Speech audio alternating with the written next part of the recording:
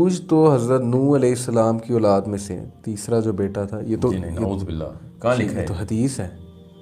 یہ میں نے حضرت آدم کی اولاد میں سے حدیث ہے. یہ نوح کی اولاد حضرت ہے، نوح، یہ غامدی صاحب نے بنائی ہے. اچھا حضرت آدم کی اولاد میں سے یہ حدیث ہے. بہرحال اس پہ میں نے سنا، یہ معروف بات ہے بہت کہ حضرت نوح کی آئی تھنک یہ معروف حدیث کی ہے. آپ مجھے بتائیے نا ایسی حدیث. اچھا چلے، یہ نیکسٹ سیشن ہم جب بھی کریں گے نا ضرور. انشاءاللہ تو اس میں وہ حدیث بھی میں دیکھوں گا. لیکن بہرحال چلیں، لیٹس، آپ کہتے ہیں حضرت آدم کی اولاد میں سے تو انسان ہے، یہ بات تو پھر ثابت ہو رہی ہے اس سے، یاجوج ماجوج انسان ہے. اچھا، آپ اس سے واٹس یور کمنٹ؟ 3 حدیثیں سناتا ہوں آپ کو تاکہ کلیئر ہو جائے. میں اپنی رائے ایسے نہیں بناتا ہوتا، ٹھیک میں ہے، کوئی سائنس کے تھرو نہیں جا رہا ہوں. سیدنا حسن رضی اللہ عنہ نے کہا کہ یاجوج ماجوج جو ہے ابن کثیر میں کہ ان کا ایک کان اتنا لمبا ہے کہ اس کو گدا بناتے ہیں اور دوسرا کان لحاف کی طرح اڑتا میں نے پڑھا ہے. ہے. یہ انسان آپ کے میرے کان اس طرح نہیں، اس کو اولاد ہونے سے اس کا یہ مطلب نہیں ہے کہ ہم ہی صرف حضرت آدم کی اولاد ہیں. صحیح. حضرت آدم تبری میں ہے، حضرت آدم کا سیمن مٹی میں گرا، اس مٹی میں جو ریئیکشن وہ سے یاجوج ماجوج بنے. اچھا جی یہ حدیث ہے. جی تبری کی حدیث سنا رہا. تو کیا میں کیا کروں اب اس کا؟ میں نہیں، وہ جو کان والی بات ہے وہ تو کچھ اسکالرس کہتے ہیں میٹافورک، دیٹس ناٹ لٹرل، کہ ضروری نہیں ان کا کان ہی واقعی اتنا بڑا ہو، وہ تو اٹ کوڈ بی اب جیسے غامدی صاحب کا ویو میں آپ کو بتاتا ہوں، اور یہ ڈاکٹر اسرار کا بھی سیم ویو ہے. وہ کہتے ہیں کہ یاجوج ماجوج ڈفرینٹ قومیں ہیں جو پوری دنیا میں پھیل چکی ہیں، نکل چکی ہیں. قیامت کے قریب وہ پیک میں ہوں گی، اور ہر دور کا یاجوج ماجوج ڈفرینٹ ہے. جیسے ابھی چائنیز کو کہا جا رہا ہے، کسی دور میں کوکیشینز یاجوج ماجوج تھے، جیوز کو یاجوج ماجوج کہا گیا، منگولز کو یاجوج ماجوج کہا گیا. تو یہ ویو ہمارے جو یونیورسٹی ایجوکیٹڈ کلاس ہے نا، اس کو یہ ریئلسٹک بہت لگتا ہے، اس لیے وہ اس طرف جاتے ہیں.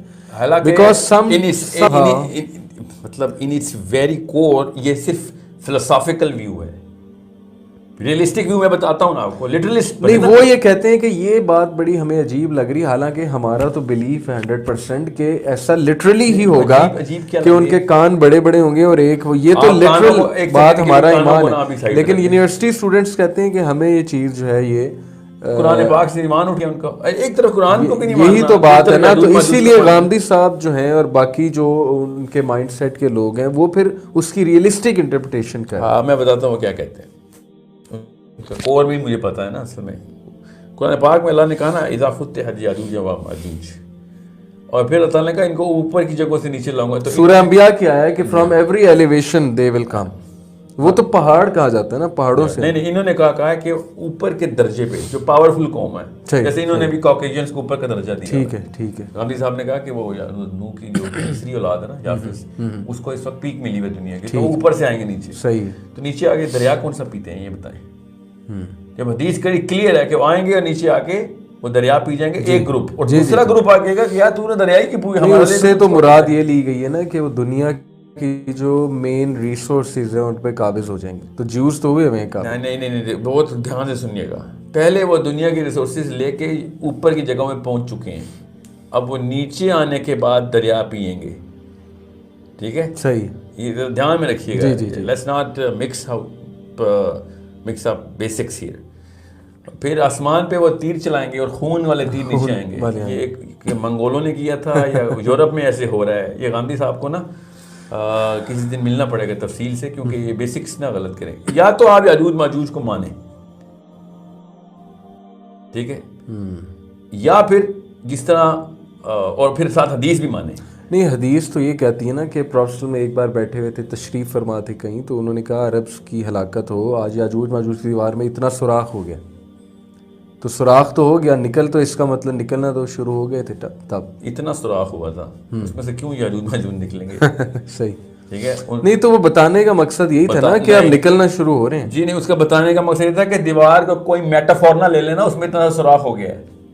یہ کیوں نہیں سمجھ آ رہی کہ وہ دیوار اصلی دیوار ہے کوئی، وہ جس طرح کی بھی دیوار ہے. ٹھیک ہے، اصلی دیوار ہے تو سوراخ بتانے کا مقصد جو ہے وہ تاکہ پتہ چلے کہ وقت قریب ہے. ٹھیک ہے، اور وہ اصلی دیوار ہے جس میں سوراخ ہوا. صحابہ کا پورا مشن گیا یاجوج ماجوج کی دیوار دیکھنے کو.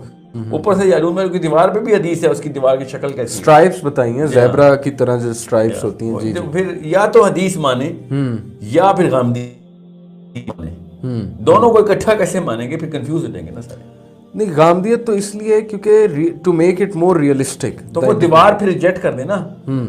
وہ اسٹرائپس والی دیوار پہلے کوئی وہ منگول توڑتے ہیں، پھر گورے توڑتے ہیں، پھر وہ کالے توڑتے ہیں. صحیح. یہ کیا ہے؟ ڈاکٹر اسرار صاحب کی بھی یہاں پہ ایک کیا وہ کیسے کہتے ہیں نا فلسافیکل کنفیوژن ہے. Why are you where is the wall? Zulqarnain نے دیوار بنا دی، قرآن پاک نے بتا دی ہے، اور اللہ نے کہا قیامت کے قریب چھوڑیں گے ہم انہیں. ہم وہی نہیں، اس کو تو ایک ٹائم لائن کے اوپر اسٹریچ کر کے نا ہر چیز کو قیامت کے قریب کر دیتے ہیں لوگ. صحیح. پوائنٹ از اللہ نے قرآن نہ کہا ہوتا تو پھر انہوں نے پتہ نہیں کیا کیا توڑ دینا تھا. اب دیوار بن چکی ہے، حدیث میں بھی وہ دیوار ہے.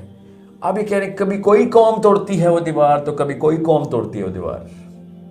یہ سوچیں ذرا کیا رہے ہیں. بالکل سمجھ رہا ہوں میں آپ کا پوائنٹ سمجھ رہا ہوں. ایک دفعہ توڑ دینا دیوار، دوسرا دفعہ تو نہ توڑنا. صحیح. اگر منگولوں نے توڑی تھی تو پھر آپ واپس یورپین تو نہ توڑیں وہ دیوار. حدیث اور قرآن کو مانیں بالکل ٹھیک، یا پھر دوسری طرف آ جائیں. دونوں کو اکٹھا مانیں گے ہر بچہ کنفیوز ہو جائے گا.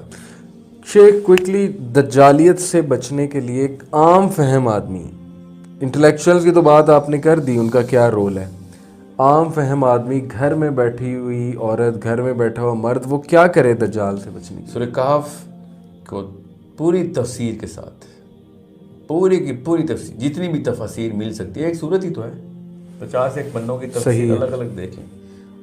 عربوں کی ذرا تفسیر زیادہ غور سے پڑھا کیجیے. ہند میں اتنا اسلام نہیں آیا جتنا عرب میں آیا. اللہ نے جس قوم کو چنا ہے نا اسی کے اوپر ہی رکھے.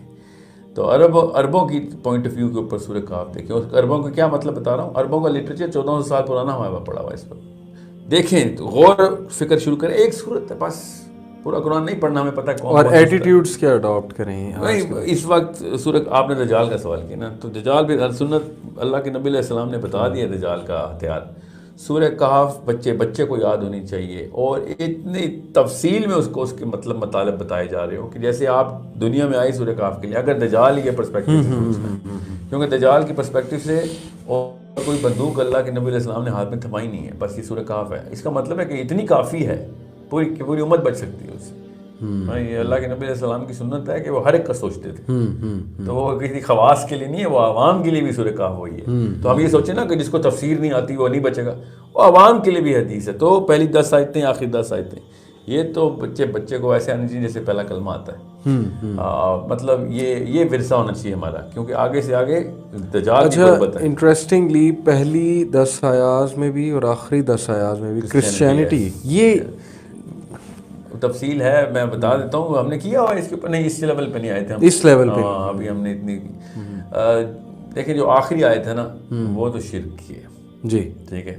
تو اس کا مطلب ہے کہ دجال نے آتے ہی حدیث عیسیٰ کے بحروب میں آ کے خدائی کا دعویٰ کرنا ہے. جی یہ تو پکی بات ہے.